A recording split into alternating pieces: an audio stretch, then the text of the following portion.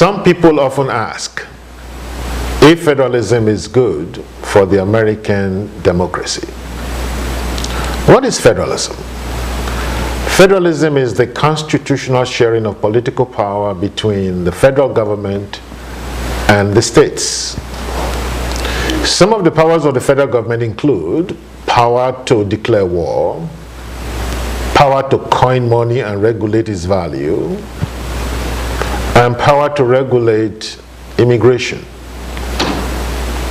Powers that belong to the states include power to issue driver's licenses, marriage licenses, and to provide education. So, Professor Mullins, is federalism good for the American form of democracy?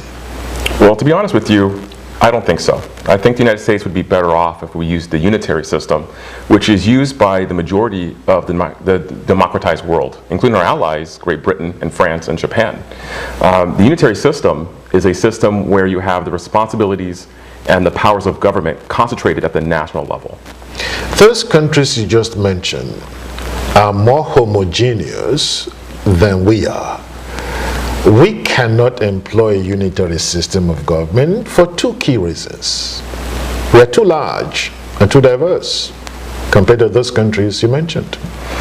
Well, that may be the case, but I think we're sacrificing this idea of maintaining this diversity for responsibility and efficiency. For example, we are diverse, but we're so focused on our individual state status, this idea that I'm a New Yorker, I'm a Texan, I'm a Floridian, that we don't come together to solve national problems.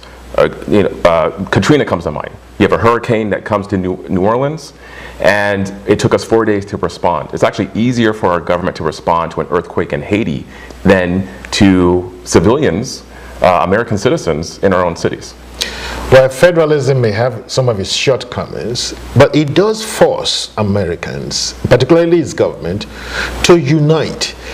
In case of disasters or hurricanes, like you mentioned, federalism forces us as a society to be united, in order to provide effective goods and services. So it unites us. We are the United States of America, not Texas, not California, but the United States. Well, I don't know. Texas kind of still thinks of itself as its own country. And when Louisiana needed help to help with Katrina and the aftermath, we didn't really come as a united people. We were still bickering and fighting amongst ourselves. This idea of why did they build a city, where they built it. I would say if the unitary system, which the individual states actually utilize at the state level, is good enough for them, it should be good enough at the federal level.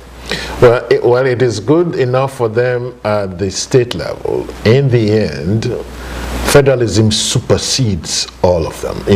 Our neighbor here, Canada, is a good example of how federalism should work effectively. I guess we have to agree to disagree then. You decide. Learn more about this by referring to your textbook.